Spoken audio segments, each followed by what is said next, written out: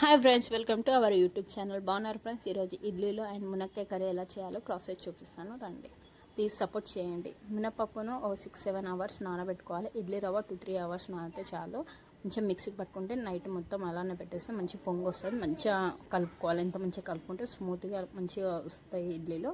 And idli పాత్రలకు oil రుద్దేసుకొని ఇడ్లీలు ready చేసేసుకుందాం. ఇడ్లీ ప్రాసెస్ రెడీ అయిపోయింది. అండ్ చట్నీ ప్రాసెస్ ఎలా చేశానో చూపిస్తారండి.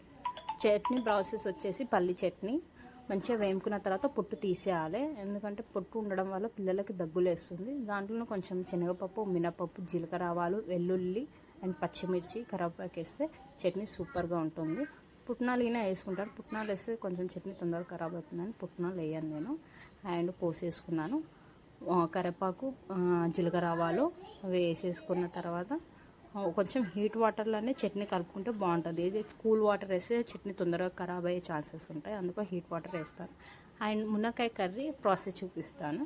మునక్కాయ కర్రీ వచ్చేసి జీలకర్ర, ఆవాలు అండ్ ఆనియన్, పసుపు, అల్లం వెల్లిగడ్డ వేసుకున్న తర్వాత పచ్చివాసన పోయిన తర్వాత కలుపుకున్నాక అండ్ మునక్కాయలు వేసుకుందాం. మునక్కాయలు మంచిగా వేసుకున్న తర్వాత టమాటా వేసుకుందాం ఇప్పుడు. అండ్ టమాటా మంచిగా ఉడకడానికి రాక్ సాల్ట్ వేస్తున్నాను. రాక్ సాల్ట్ వేసినాక మంచిగా కలుపుకోవాలి. టమాటా ఎంత మంచిగా మగ్గి దాని రసం అంతా మునక్కాయలు కంటున్న వరకు మంచిగా కలుపుకొని మూత పెట్టేసుకుందాం కొంతసేపు. అండ్ మునక్కాయ మంచిగా ఉడికిపోయింది. అండ్ టమాటా కూడా ఉడికిపోయింది. దానిలో కొంచెం చింతపండు రసం వేసుకొని ధనియాల పొడి వేసుకొని మంచిగా కలుపుకొని మూత పెట్టేసుకుందాము. చాలా టేస్టీగా ఉంటుంది, ట్రై చేయండి ప్లీజ్. ఇంకో కర్రీ చేస్తున్నాను చూడండి ఫ్రెండ్స్. ఇది ఈవినింగ్ చేశాను. క్యారెట్ ఫ్రై అండ్ చపాతీ చేశాను. ఆయిల్ హీట్ అయిన తర్వాత జీలకర్ర, ఆవాలు వేసి ఆనియన్స్, పచ్చిమిర్చి, కరివేపాకు వేసి మంచిగా డీప్ ఫ్రై చేసుకుందాం. కొంచెం వ్యూస్ వస్తున్నాయి కానీ సబ్స్క్రైబర్స్ వస్తలేవు. ప్లీజ్ కొంచెం చూస్తే మాత్రం సబ్స్క్రైబ్ చేసుకోండి. మీకు నచ్చితే నేను సబ్స్క్రైబ్ చేసుకొని ఒక లైక్ వేయండి. ప్లీజ్ సపోర్ట్ మీ. పసుపు వేసుకొని కొంచెం మల్లిగడ్డ వేసుకొని పచ్చివాసన పోయేంత వరకు కలుపుకుందాం. కలుపుకున్న తర్వాత మీకు ఇంకా ఎలాంటి వీడియోస్ కావాలో, ఎలాంటి కంటెంట్స్ కావాలో కింద కామెంట్ చేయండి. క్యారెట్ నీట్గా కడుక్కొని చిన్న కట్ చేసుకున్నాం కదా, క్యారెట్ నీట్గా కడుక్కొని వేసేసుకుందాం. ఈ మధ్య ఎక్కువ స్టీల్ దాంట్లోనే చేస్తున్నాను, సిల్వర్ దాంట్లో చేయొద్దని రైస్ ఒకటి సిల్వర్ దాంట్లో వండుతున్నాను, వేరే గుండెలు లేక. కర్రీస్ మాత్రం అన్ని స్టీల్ దాంట్లోనే చేస్తున్నాను. మంచిగా క్యారెట్ వేసేసుకొని మంచిగా కలుపుకుందాము. కలర్ఫుల్గా ఆరెంజ్ బల కొడుతుంది కదా.